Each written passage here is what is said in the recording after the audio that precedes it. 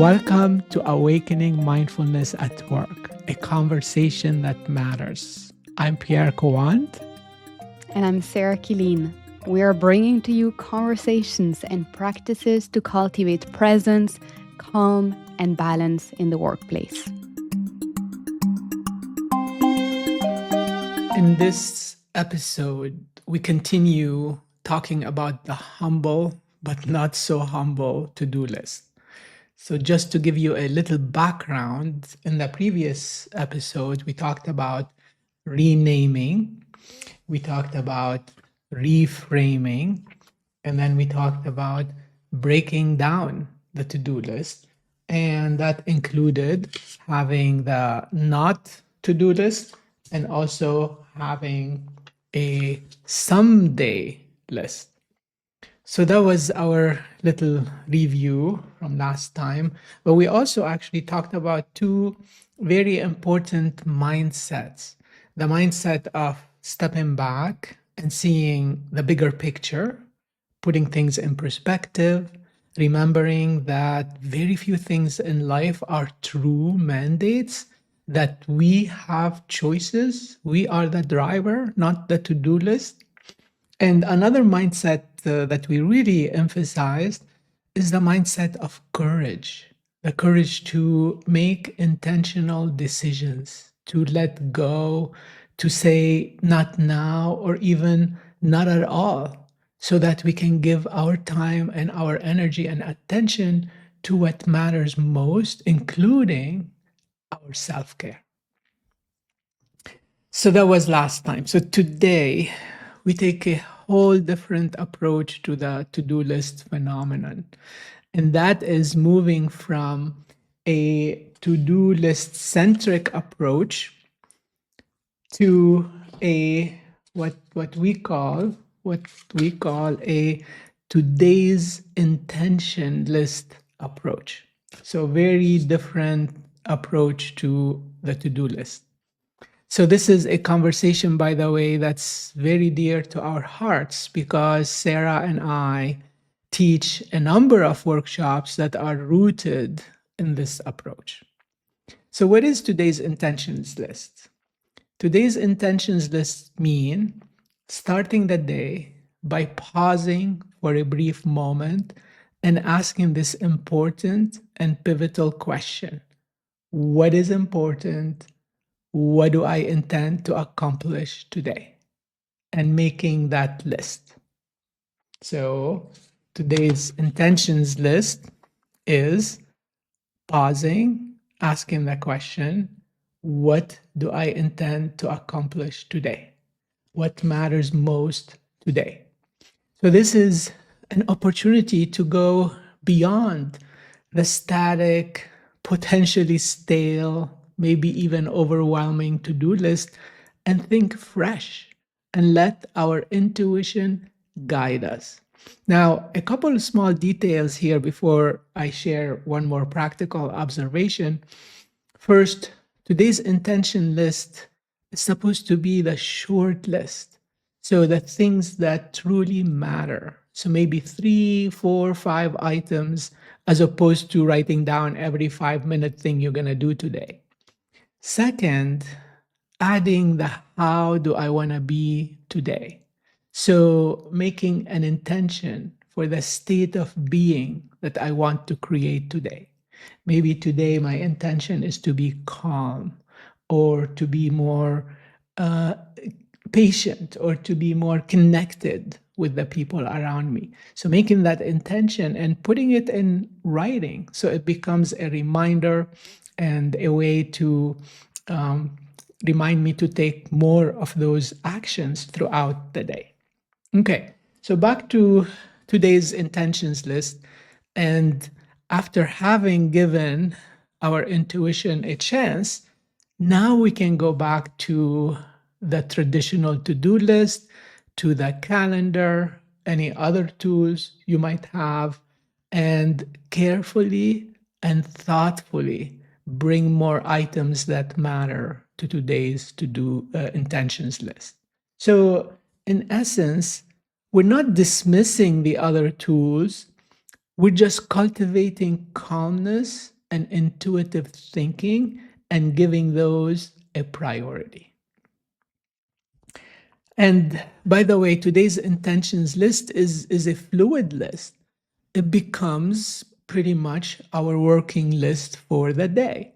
So when more things come up that require our attention today, instead of having them scattered in places or in our head, we add them to today's intentions list. Now, I'd like to kind of take a little pause and move into a whole different conversation, which is really important in this context. So far, we've been mostly talking about what goes on the to do list. But perhaps the bigger question is how we go through the to do list. And I have a little post-it for us here. So basically, it's not just the what, it's the how. Let's talk about that. Let's talk about the how. So just to give you a little example, two people can have the exact same to-do list and have completely different experiences because of the how they go about the to-do list.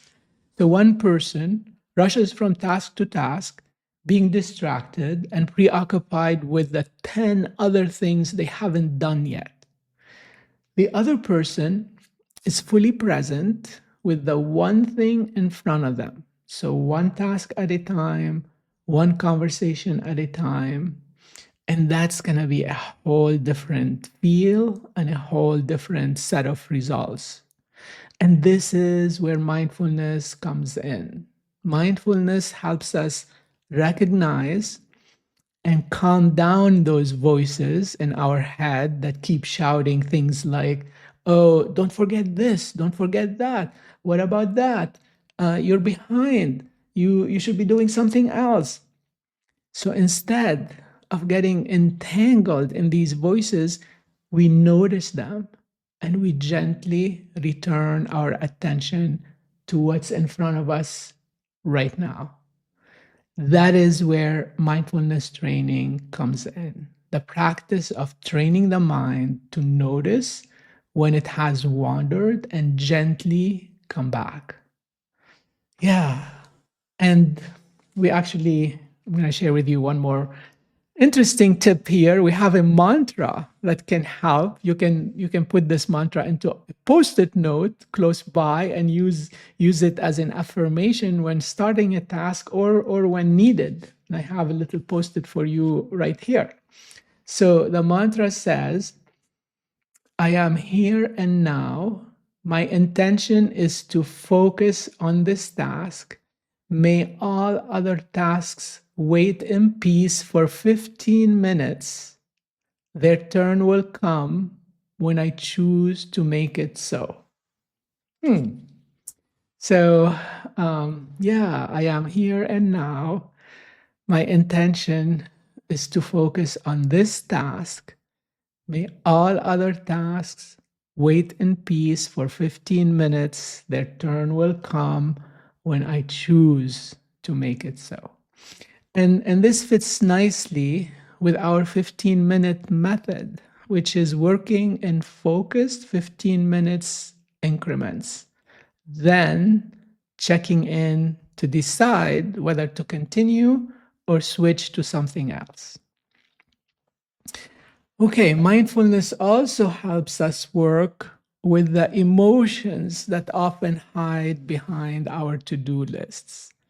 Maybe the fear, maybe some anxiety, avoidance, uncertainty. We also, in the workshop, we also talk about the impostor syndrome that might be creeping up as we look at that to-do list. And maybe the resentment towards the very things that we may have chosen to do, or things that we feel we have to do, or towards the people associated with these things. There's just so much that happens on the emotional side and on the thought, on the cognitive side. And now, one of the most important insights in this conversation, we kept the best for last, I think. In many ways, learning to manage a to-do list is really learning to manage the emotions and the thoughts that accompany the to-do list. So learning to manage the to-do list is really learning to manage the underlying emotions and thoughts that accompany the to-do list. And that's where mindfulness skills matter most. So back to mindfulness. Now, in conclusion, if you really want to manage your to-do list effectively, step outside your to-do list. Begin each day with an intention list and work through it mindfully and skillfully, meeting the fear, the anxiety, the distractions, meeting them all with awareness. And when we do so, we may discover not only more focus, more accomplishments, but also a deeper sense of calm and even joy in our work. Thank you for listening.